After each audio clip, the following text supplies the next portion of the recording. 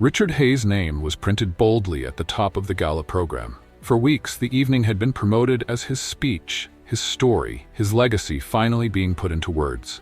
Guests had come prepared to applaud, to raise a toast, to mark another page in the long career of a man who had dominated industries and headlines for decades. But the voice that filled the room when it mattered most was not his. It was hers. Claire Matthews, the young wife, the whispered-about companion, the woman people had labeled everything from lucky to naive, the woman they never expected to command a room filled with senators, business titans, old rivals, and weary friends. And yet, it was Claire's words that carried across the hushed ballroom, words that seemed to still even the chandeliers above, as if the glass itself was listening. Words that drew tears from the eyes of those who once swore they would never bow their heads to sentiment. Now, as the last syllables hung in the air like incense in a cathedral, the crowd remained motionless.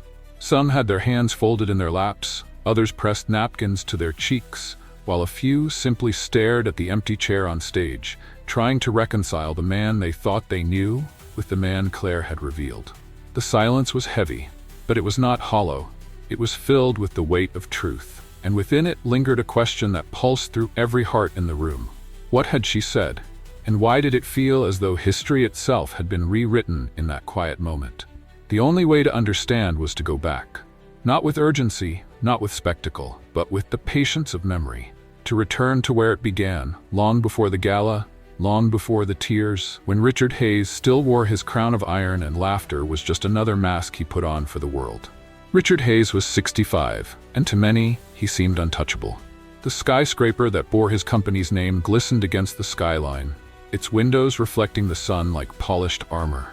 In magazines, his face appeared next to words like visionary and pioneer. In boardrooms, his laugh was loud, quick, and often contagious, the sound of a man who always seemed one step ahead of the world. But at home, in the quiet hours when the city finally stilled, Richard's laughter fell away. In its place sat silence, not the restful kind that follows a day's work well done, but the heavy kind that presses on the chest and whispers of all that might have been different. He carried regrets like stones in his pockets, missed birthdays, conversations cut short in favor of meetings that no longer mattered, a daughter's recital he had promised to attend, then broken at the last moment, a son who stopped asking for advice because the answers always came too late. Richard Hayes was not a cruel man, but he was a busy one, and in that busyness, he had allowed years to slip past like pages torn from a calendar. And though he commanded the attention of nations, he often found himself alone at night, staring at the ceiling with nothing but silence for company. People envied his empire, but they didn't see the toll it had taken. They didn't see the quiet dinners, the empty second glass of wine at the table, the photographs of smiling children on his desk that no longer looked toward him with the same light in their eyes. He had everything, and yet he had very little. The world knew the Titan, but only Richard knew the weight of being a man who had traded too much to stand where he stood. And then came Claire Matthews, a spark of warmth in a life that had grown cold. When she entered his world, whispers followed them everywhere. The world asked what she saw in him. What could a young woman possibly want from a man his age? The answers people supplied were cruel in their certainty. But Claire wasn't after his wealth, nor his name. She had seen something else. She had seen the loneliness behind his laughter. Claire Matthews was not born into privilege. She came from a small American town where seasons were marked by church suppers, 4th of July parades, and the quiet rhythm of families who knew one another for generations. Her life had been stitched together not with riches, but with moments of warmth. Handwritten letters from her mother, laughter over potluck tables, the kind of small-town kindness that leaves a mark on a soul. When she met Richard Hayes, the difference between their worlds was staggering. He, with his polished shoes and private drivers. She, with her modest dresses and the gentle way she noticed things others overlooked. The man standing alone at the edge of a room, the nervousness hidden beneath a boastful laugh. Their meeting was ordinary by outward appearance, a fundraiser where Richard was expected to shake hands and sign checks. Claire had been volunteering, moving through the crowd with grace rather than grandeur. Their eyes met across a table stacked with name tags, and for a brief moment, Richard felt something he hadn't in years seen. People did not take kindly to their union when it came. Newspapers called her opportunistic. Commentators scoffed, dismissing her as a passing distraction in the twilight of his career. Some of Richard's closest associates muttered that she would ruin him, that her youth was a danger to his dignity. But Claire never chased headlines, and she never demanded the spotlight. Instead, she did something more dangerous in its quietness. She listened. When Richard spoke, she didn't interrupt with advice or judgment. She let his silences hang, gently drawing him out until the mask of the CEO slipped and the tired human man beneath emerged. With her, Richard laughed differently. Not the booming laugh that filled boardrooms, but a softer sound. A laugh that remembered what it meant to be alive, not just to be in charge. And though the world mocked, Claire knew what she had seen that first night.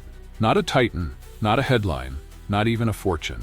She had seen a man who longed to be remembered, not for what he built, but for what he had given. It would take time, pain, and courage. But Claire Matthews was determined. She would help Richard Hayes find the legacy that had eluded him for 65 years. There were evenings when Richard Hayes sat at the head of a polished mahogany table, surrounded by laughter and glasses raised in his honor. Yet even then, Claire Matthews noticed something others missed. His laughter came quickly, too quickly, like a reflex learned over time. It was the sound of a man filling the air so no one could hear the silence inside him. Claire made it her quiet mission to change that. She told him stories from her childhood, stories so simple they might have sounded trivial to others. Of sneaking pie from her grandmother's kitchen window, of a summer storm that had swept through her hometown, where neighbors gathered on porches to wait it out together. She shared these moments not to impress him, but to remind him of the sweetness in small things. At first, Richard listened politely, his smile polite but distant. But over time, something shifted. The laugh that followed her stories wasn't sharp or practiced. It was softer, slower, the kind of laugh that came from memory rather than performance. Claire saw in those moments a glimpse of the man he might have been long before power and pressure carved deep lines into his face. Still, pain lingered beneath the surface. There were nights when she would find him in his study, staring at photographs of children who no longer called as often as they once had. He would close the album quickly, pretending to be busy. But Claire knew. She didn't press him, not then. She simply placed a hand on his shoulder and sat beside him, letting silence do the work words could not. For Richard, laughter had been armor, a shield against failure and regret. For Claire, laughter was a bridge, a way back to the humanity he had long buried. Slowly she was teaching him that it was safe to be more than the image the world expected. And though he resisted, though he feared the vulnerability that came with honesty, Richard began to realize something he had never admitted, not even to himself, that his laughter was not enough. What he needed was truth. And truth, for the first time in years, was standing right in front of him. The whispers followed them everywhere. At dinner parties, Claire Matthews felt eyes trace her every movement. In boardrooms, she heard the faintest chuckles when her name was mentioned, as if she were nothing more than a passing amusement in the life of a man who had already lived his story. The newspapers were crueler still. Headlines reduced her to caricature: the young wife, the trophy at his side, the final gamble of Richard Hayes.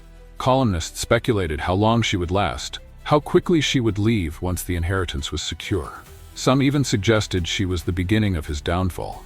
But what no one outside their home saw was the quiet courage Claire carried. She did not lash out or demand to be taken seriously. Instead, she leaned on patience. She tended to Richard's garden when others thought she would be shopping on his dime. She baked pies and brought them to neighbors who had known Richard for decades but never once stepped foot inside his house.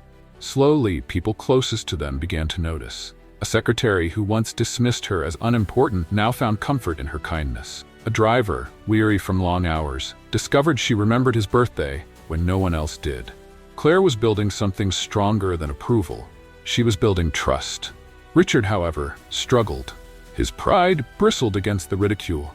He wanted to defend her, to stand in the middle of every room and demand that the world see her as he did. But Claire would not let him. "Let them laugh," she told him softly one evening, her hand resting over his. "The truth will outlast their jokes." It was then Richard realized that his young wife carried a strength even he, the seasoned CEO, had never mastered. She knew how to weather storms without losing herself. And slowly, the world that mocked them began to see what he already knew: that Claire Matthews was no distraction.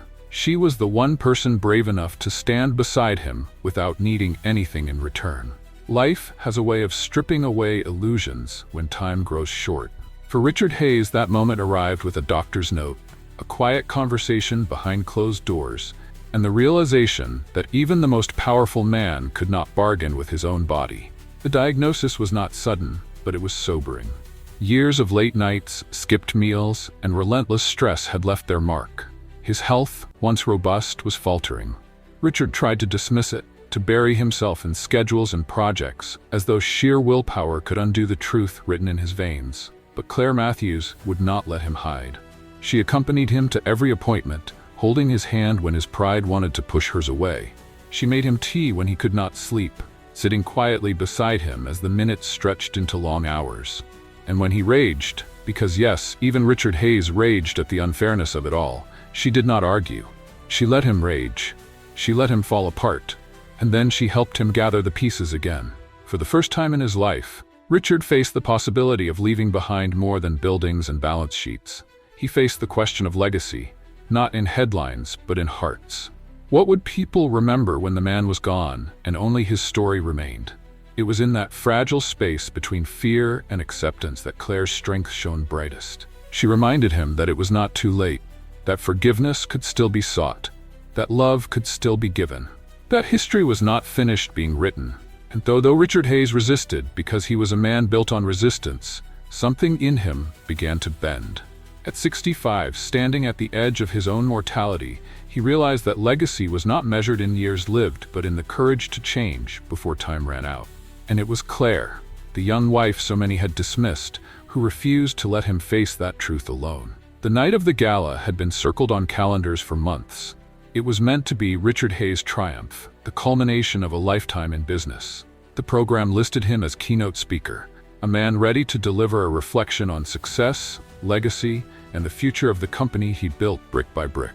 The ballroom glittered with chandeliers, crystal glasses, and the anticipation of hundreds of guests who came to hear him speak one last time.